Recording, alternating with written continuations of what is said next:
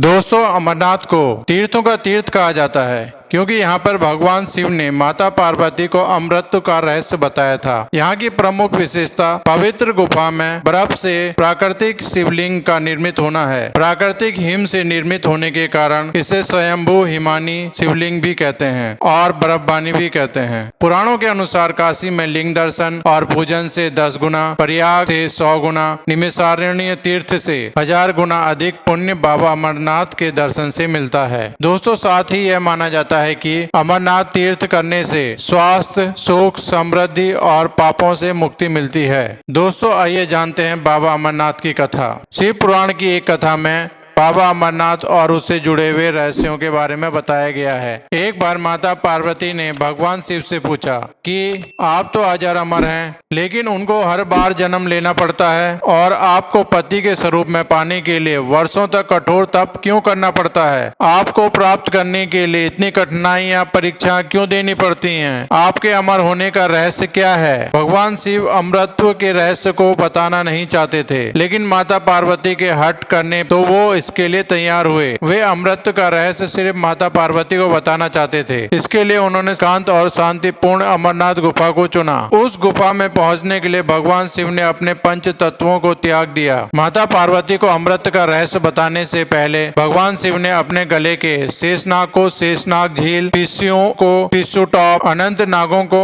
अनंत नाग में छोड़ दिया। पहलगाम में अपने बैल नंदी को छोड़ा। गणेश जी को महागणुष पहाड़ पर छोड़ दिया था। महादेव कथा सुनाने लगे और माता पार्वती उसी दौरान सो गई। उस कथा को 2 कबूतर सुन रहे थे। यह बात भगवान शिव को पता नहीं चली और वे हूँ हूँ की हुंकार भर रहे थे। भगवान भोलेनाथ को लगा कि माता पार्वती वह कथा सुन रही है। जब कथा समाप्त हुई तो भगवान भोलेनाथ ने देखा कि माता पार्वती सो रही है। उनके मन में प्रश्न उठा कि कथा किसने सुनी। उन्होंने नजर दौड़ाई तो देखा वहाँ पर 2 कबूतर मौजूद हैं। भगवान शिव क्रोधित हो गए तो वे दोनों कबूतर उनके सामने क्षमा प्रार्थना करने लगे। दोनों ने कहा, हे महादेव, हमने यह कथा सुनी है। यदि आप हमें मार देते हैं तो यह कथा असत्य हो जाएगी। आप हमारा मार्गदर्शन करें। तब भगवान शिव का क्रोध शांत हुआ। तब भगवान शिव ने कहा कि तुम आज से यहाँ पर शिव और शक्ति के प्रतीक के रूप में रहोगे। जिस व्यक्ति को तुम्हारे दर्शन हो जाएंगे उसका जीवन सफल हो जाएगा। इन कबूतरों के दर्शन को साक्षात शिव और पार्वती के दर्शन के समान माना जाता है।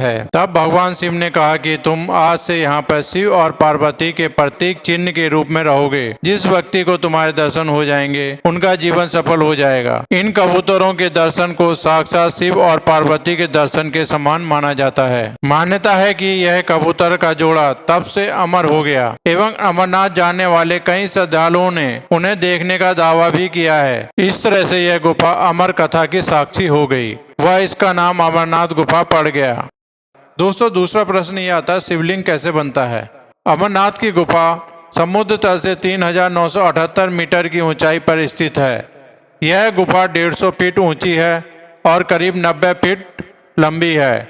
इसमें ऊपर से बर्फ के पानी की बूंदें जगह जगह पर टपकती रहती हैं। टपकने वाली हिम बूंदों से लगभग 10 फीट ऊंचा शिवलिंग बन जाता है। गुफा के सेंटर में पहले बर्फ का एक बुलबुला बनता है जो थोड़ा थोड़ा करके 15 दिन तक रोज बढ़ता है और 10 फुट से अधिक ऊंचा हो जाता है। पूर्णिमा तक यह अपना पूर्ण आकार ग्रहण कर लेता है। चंद्रमा के घटने के साथ साथ यह भी घटना शुरू कर देता है। चंद्रमा का संबंध शिव से माना जाता है। आश्चर्य की बात यह है कि शिवलिंग ठोस बर्फ से बना होता है, जबकि अन्य जगह पर टपकने वाली बूंदें कच्ची बर्फ की बनती हैं, जो हाथ पर लेने पर भुरभुरा जाती हैं। अमरनाथ शिवलिंग से कई फुट दूर गणेश, भैरव और पार्वती के वैसे ही अलग अलग हिमखंड बन जाते हैं। हालांकि वैज्ञानिक मानते हैं कि जिन परिस्थितियों में इस शिवलिंग का निर्माण होता है वह विज्ञान के तथ्यों से विपरीत है। यही बात सबसे ज्यादा असंभित करती है। विज्ञान के अनुसार बर्फ को जमने के लिए करीब 0 डिग्री तापमान की जरूरत पड़ती है, किंतु अमरनाथ यात्रा हर साल जून और जुलाई में शुरू होती है। तब इतना कम तापमान नहीं होता है। हालांकि कुछ वैज्ञानिकों ने तर्क देते हैं अमरनाथ गुफा के आसपास दीवारों में मौजूद दरारें या छोटे छोटे छिद्रों से शीतल हवा की आवाजाही होती रहती है। इससे गुफा में और उसके आसपास बर्फ जमकर लिंग का आकार ले लेती है, किंतु इस तथ्य की कोई कोई पुष्टि नहीं हुई है। धर्म में आस्था रखने वालों का मानना है यदि यही नियम शिवलिंग बनने का है तो संपूर्ण क्षेत्र में और भी गुफाएं हैं जहां बूंद बूंद पानी टपकता है, वहां क्यों नहीं बनता है हिमलिंग। ऐसा होने पर बहुत से शिवलिंग इस प्रकार बन जाने चाहिए। आश्चर्य की बात है कि अमरनाथ गुफा एक ही नहीं है, यहाँ पर ऐसी ही बहुत सारी गुफाएं हैं। अमरावती नदी के रास्ते पर आगे बढ़ते समय और भी कई ऐसी छोटी छोटी गुफाएं दिखाई देती हैं। वे सभी बर्फ से ढकी हैं, लेकिन वहाँ पर कोई शिवलिंग नहीं बनता है। दोस्तों, वीडियो पसंद आई तो लाइक कीजिए, सब्सक्राइब कीजिए, शेयर कीजिए